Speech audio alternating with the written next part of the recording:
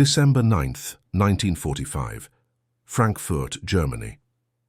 As snow drifted down upon the rubble-strewn streets, Margaret Hoffmann clutched a crumpled photograph and carefully addressed an envelope by candlelight in her small apartment. The 32-year-old widow believed she was writing to the American soldier who had shown her 5-year-old son kindness amid the chaos of occupation, a man she knew only as Lieutenant Miller from Ohio. She had no way of knowing her letter would travel 4,000 miles to reach an entirely different Lieutenant Miller, setting in motion events that would transform lives across 2 continents. Before we dive into this story, drop a quick hi in the comments and tell me where you're watching from. It really helps support the channel. This is the remarkable account of how a simple postal error during the aftermath of the most devastating conflict in human history became the catalyst for an unexpected friendship that would ultimately save dozens of lives and reshape the understanding between former enemies in ways no official policy ever could. Margaret Hoffmann had lived through the final bombing raids on Frankfurt that had reduced 65% of the central city to rubble. Her husband, Karl, a bookstore owner with no particular loyalty to the regime, had been conscripted into service with the Volksgrenadiers in the desperate final months of the conflict and was reported missing near Remagen in March. By December, with winter settling in and food supplies dwindling to 700 calories per day for most German civilians under Allied occupation, Margarete had nearly lost hope. Her son, Thomas, suffered from persistent respiratory infections, likely exacerbated by their inadequate heating. Just 2 hours of electricity permitted daily in their district. The American occupation forces had established distribution points for essential supplies, but with approximately 17 million displaced persons across Europe competing for resources, the system was overwhelmed. "Please, can you move back?" shouted Staff Sergeant Reynolds as he supervised the food distribution line on Kaiserstrasse. "Everyone will receive their ration, but you must maintain order." The assembled crowd of women, children, and elderly men, many still wearing the same clothing they had owned before the bombing raids began, pressed forward anxiously. Winter had arrived early that year, with temperatures dropping to negative 12 degrees Celsius by early December. Thomas began coughing violently, his small frame shaking with each spasm. Margarete held him closer, pulling her threadbare coat around them both.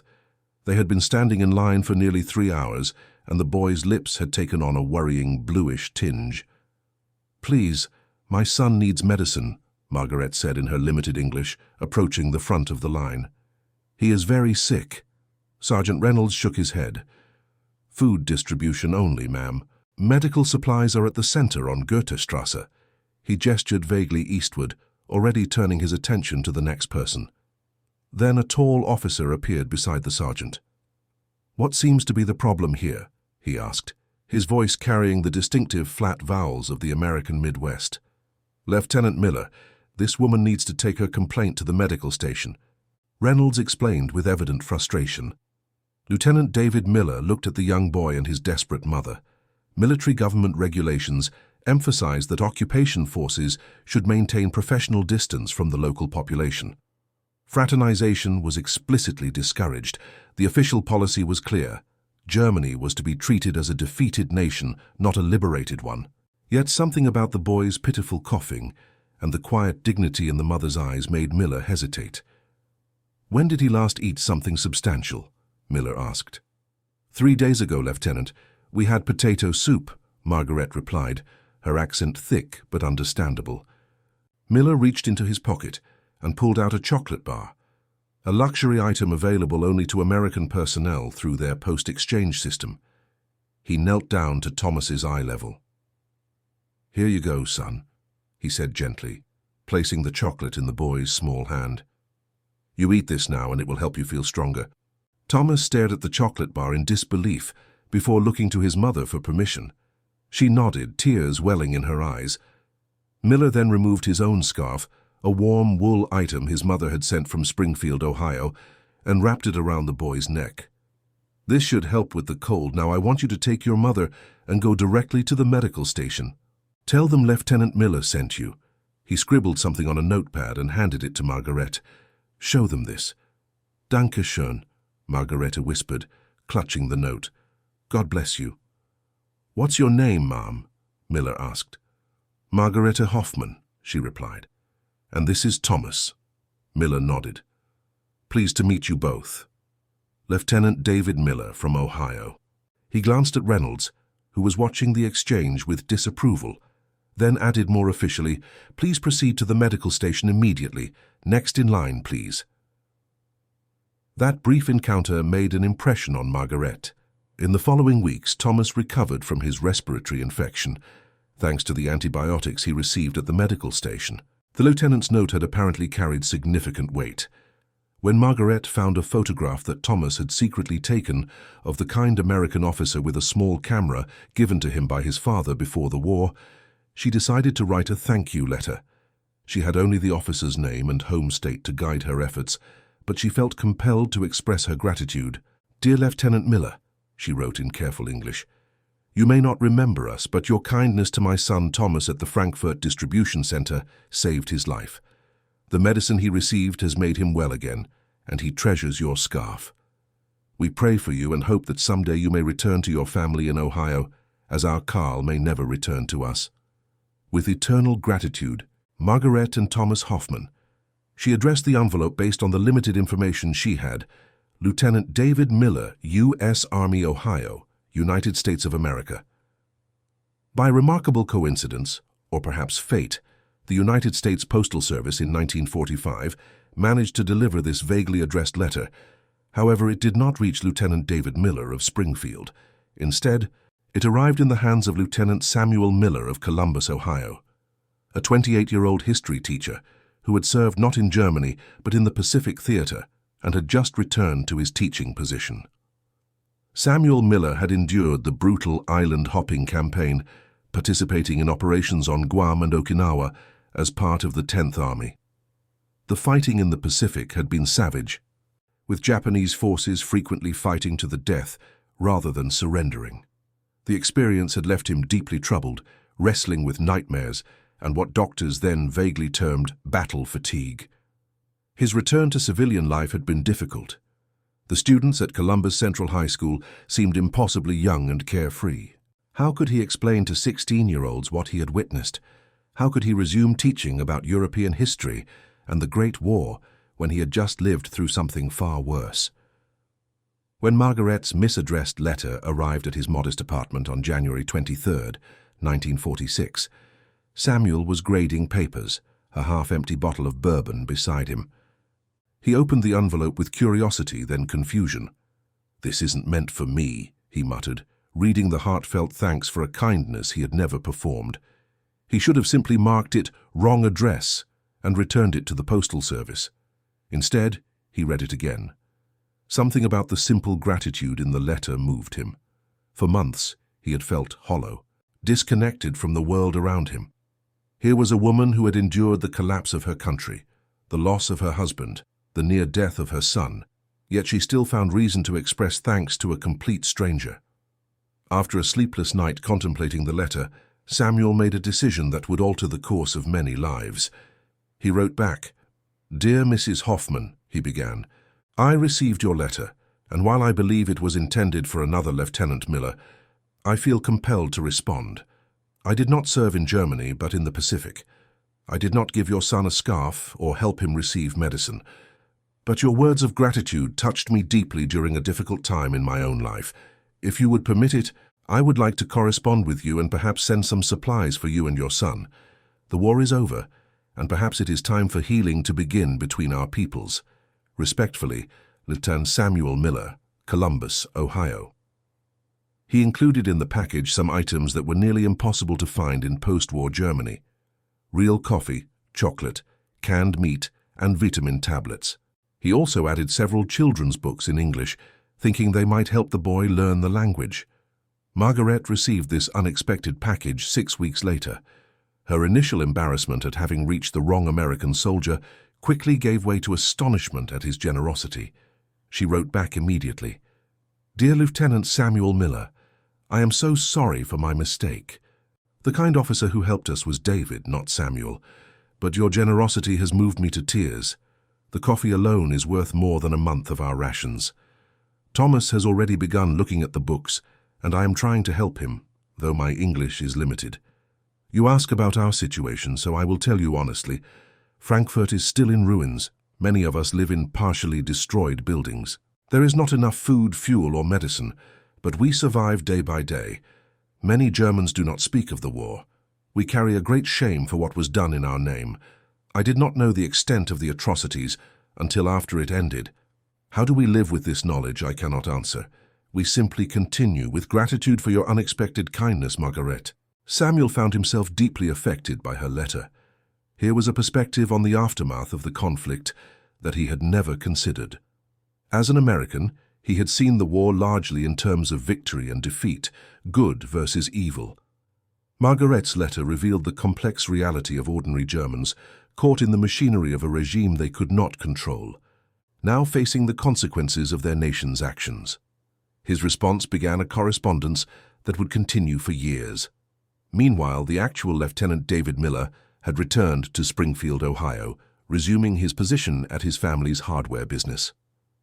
He thought occasionally of the German woman and her son, but had no way of knowing that his small act of kindness had sparked something much larger. By June 1946, Samuel and Margaret had exchanged a dozen letters. Their correspondence expanded beyond immediate needs to discussions of literature, history, and their hopes for the future. Samuel began sending regular care packages, not just to Margaret and Thomas, but, at her suggestion, to other families in her apartment building. "My neighbors ask how I have such things," she wrote. "When I tell them about you, they cannot believe an American soldier would help German civilians this way. You are changing minds here, one package at a time."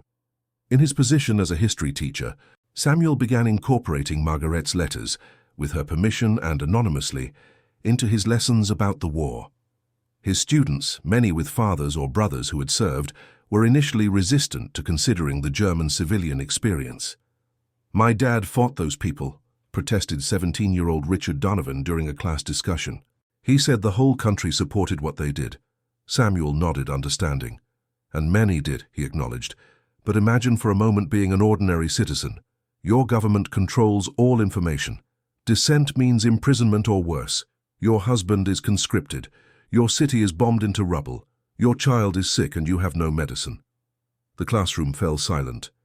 "The point isn't to excuse what happened," Samuel continued. "It's to understand that humanity exists even in our former enemies, and understanding is the first step toward ensuring such a conflict never happens again." By December 1946, Samuel had organized a school-wide initiative called Letters to Frankfurt, encouraging his students to correspond with German children through connections Margaret had helped establish. Principal Williams was initially concerned about potential backlash from parents. "The war ended barely a year ago, Miller," he cautioned. "Many families here lost someone fighting the Germans." "With respect, sir, that's precisely why this matters," Samuel argued. "These kids need to see Germans as people, not just as the enemy. That's how we break the cycle." The principal reluctantly approved the program on a trial basis. To everyone's surprise, it proved enormously popular. American students began exchanging letters with German children, sharing experiences and discovering common ground despite their differences. Martha Jenkins, a quiet sophomore who had lost her brother at the Battle of the Bulge, found particular solace in her correspondence with a German girl named Elise, who had lost her brother in Russia. "They hurt just like we do," Martha told the class during a presentation. "Elise didn't want the war any more than I did."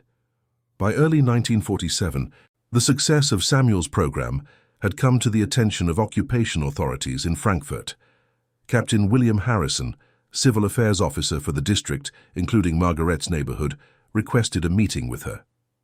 "Mrs. Hoffman," he began formally, seated in her small apartment while Thomas watched curiously from the corner, "I understand you've been coordinating quite an extensive letter exchange with an American school." Margaret stiffened, unsure if she had somehow violated regulations. "Yes, sir. It began with a personal correspondence. Lieutenant Miller has been very generous to us." Harrison nodded, his expression softening. "You're not in any trouble. Quite the contrary. The military government is interested in fostering positive German-American relations, and your grassroots initiative aligns with our objectives. The captain explained that the occupation strategy was evolving. Initial policies of non-fraternization had given way to recognition that rebuilding Germany required engagement with its people. The Marshall Plan was already being formulated in Washington, though it would not be officially announced for several months. "We'd like to formalize and expand your program," Harrison continued. "With official support, we could involve more schools, both here and in the United States." Margaret was stunned. "It's not really my program, Captain. I simply share the letters with neighbors and friends with children. Lieutenant Miller is the one who organized the American side. Nevertheless, you've created something valuable here, something that could help with reconciliation." The Frankfurt-Columbus Exchange Program, as it came to be known, expanded throughout 1947. Samuel continued teaching, but devoted increasing time to coordinating with Margaret and Captain Harrison. What had begun as a misdirected letter of thanks had evolved into an officially recognized initiative promoting understanding between former enemies. In August 1947, Samuel received an unexpected letter on United States Army letterhead. It was from Lieutenant David Miller, the original recipient of Margaret's gratitude. "Dear Lieutenant Miller," it read, "Captain William Harrison of Frankfurt Occupation Forces contacted me regarding a German woman named Margaret Hoffman and her son. It seems my small act of kindness led her to write to me, but her letter reached you instead. I've been informed of the remarkable program you've built from this chance connection. I'm writing to thank you for taking an action that I, to my regret, did not think to take myself. When I helped Mrs. Hoffman and her son, I saw it as a simple human gesture, nothing more. You saw the potential for broader healing. If you're agreeable, I would like to meet you when I visit Columbus next month on business." The two Lieutenants Miller met at a small cafe near the Ohio State University campus on September 12, 1947. Despite having fought in different theaters and never having met before, they recognized in each other the shared experience of men who had seen war firsthand. "I've often wondered what happened to them," David admitted, stirring his coffee. "Thomas would be about 7 now, I guess." "He's doing well," Samuel replied. "His English is becoming quite good from the letters.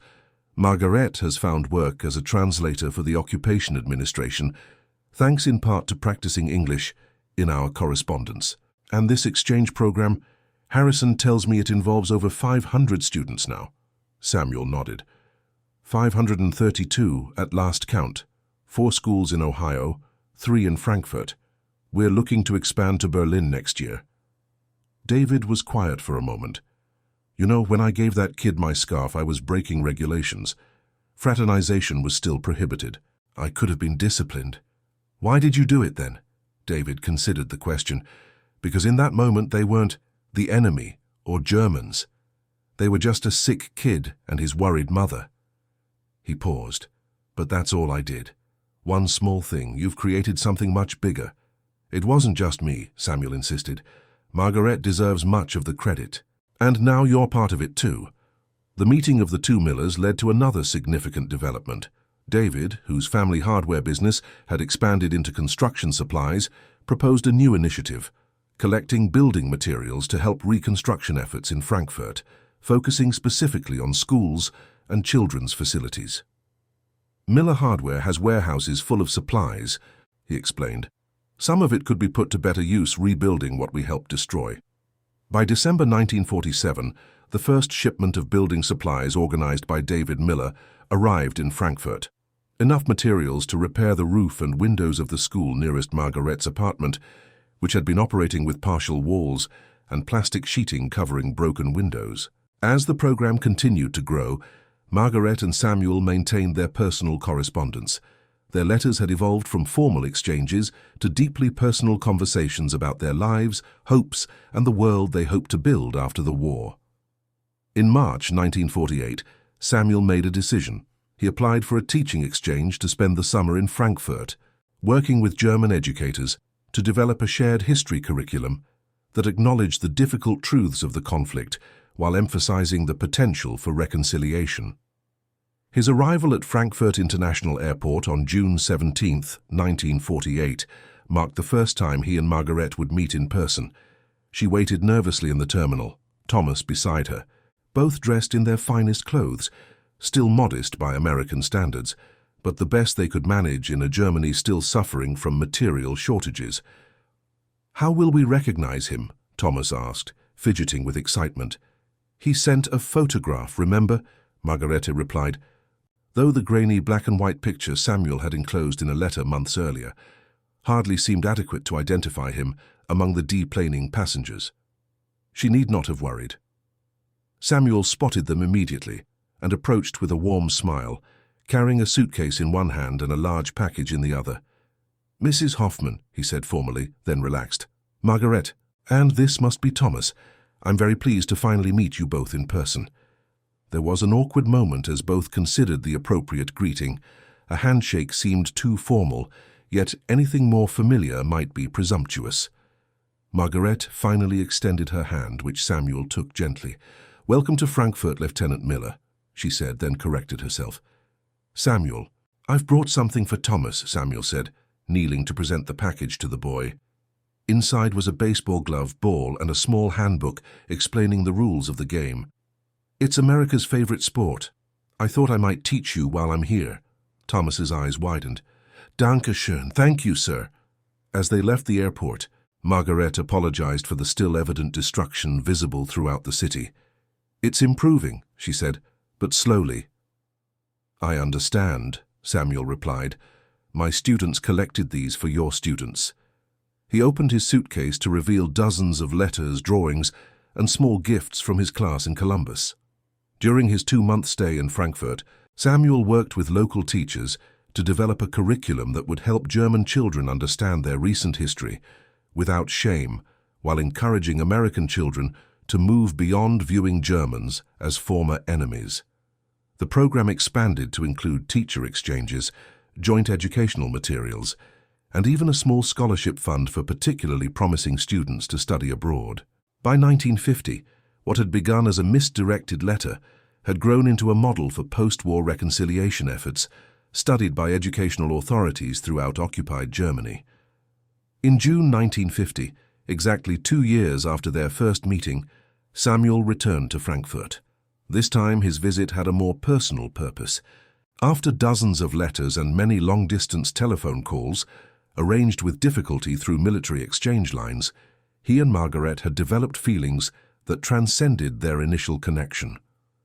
"I don't know what the future holds," he told her as they walked through the partially restored Palmengarten. There would be challenges, cultural differences, language barriers, the memories of war still fresh for many. "But I do know that I want to face that future with you and Thomas, if you'll have me." Margarete considered his words carefully. "We Germans are still learning to hope again," she said. "You have taught me that it's possible. Yes, Samuel. Whatever challenges come, we will face them together." Their marriage in August 1950 raised eyebrows on both sides of the Atlantic. Despite improving relations, marriages between Americans and Germans, especially when the American was returning with his new family to the United States, were still uncommon and sometimes met with disapproval. Samuel's parents initially expressed reservations about their son marrying a German widow, but their concerns dissipated upon meeting Margarete and Thomas. David Miller and his wife attended the small ceremony in Frankfurt, the 2 Lieutenant Millers now bound by friendship, as well as their shared military rank. The family settled in Columbus, where Samuel continued teaching history with a perspective few American educators could offer. Thomas, adopting the name Tom, excelled in school and eventually earned a scholarship to study international relations, the first recipient of the Frankfurt-Columbus Exchange Scholarship Program. By 1960, the program that had grown from a misdirected letter had facilitated educational exchanges for over 6,000 students and 400 teachers between the United States and West Germany. It became a small but significant part of the broader reconciliation between the former enemies, helping to forge the alliance that would stand throughout the Cold War. Margarete eventually wrote a memoir titled The Wrong Address, detailing how a postal error had changed countless lives. Published in both English and German, it became required reading in many schools participating in the exchange program. In 1972, 27 years after Margarete's original letter, she and Samuel returned to Frankfurt for the dedication of the Miller-Hoffman Friendship Center, an educational facility devoted to international understanding. David Miller, now in his 60s and still running his family business, joined them for the ceremony. It began with a simple act of kindness, the now retired Captain Harrison said during the dedication speech. A scarf given to a cold child, a letter sent to the wrong address, a response that could have been ignored but wasn't.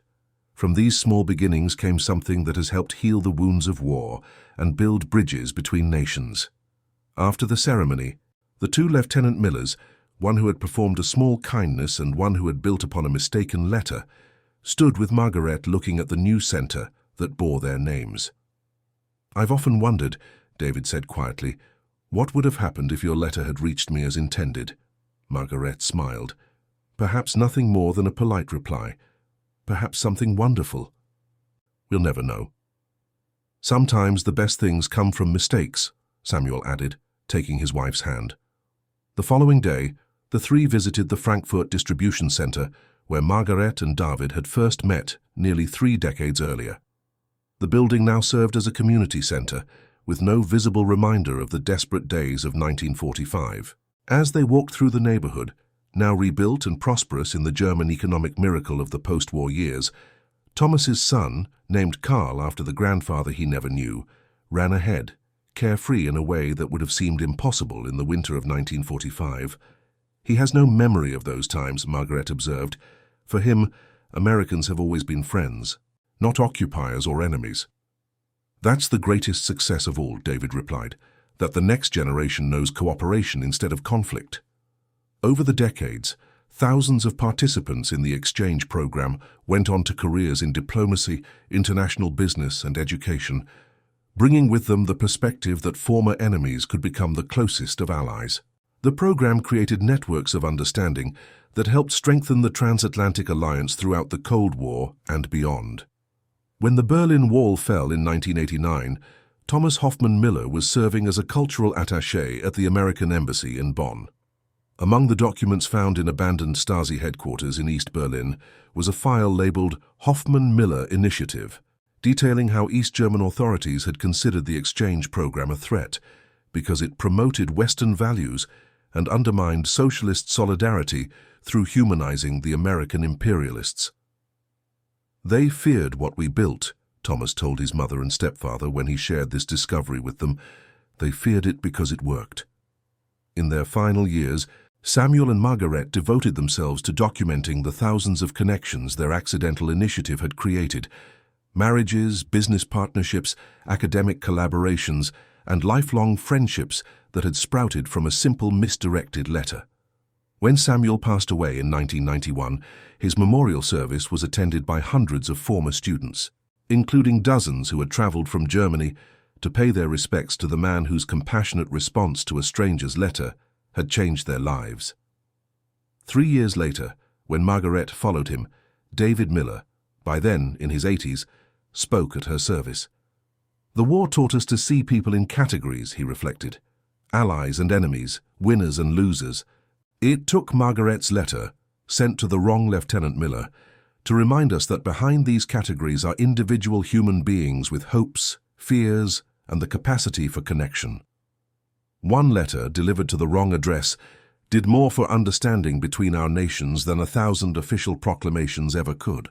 In the archives of the Miller-Hoffman Friendship Center in Frankfurt today, visitors can see the original letter that started everything, carefully preserved behind glass, its journey from a desperate widow to the wrong American soldier, now a testament to how human connections can transcend conflict. Perhaps most remarkably, the center's records include over 43,000 letters exchanged between American and German students over 5 decades, each one a small bridge across the divide created by war.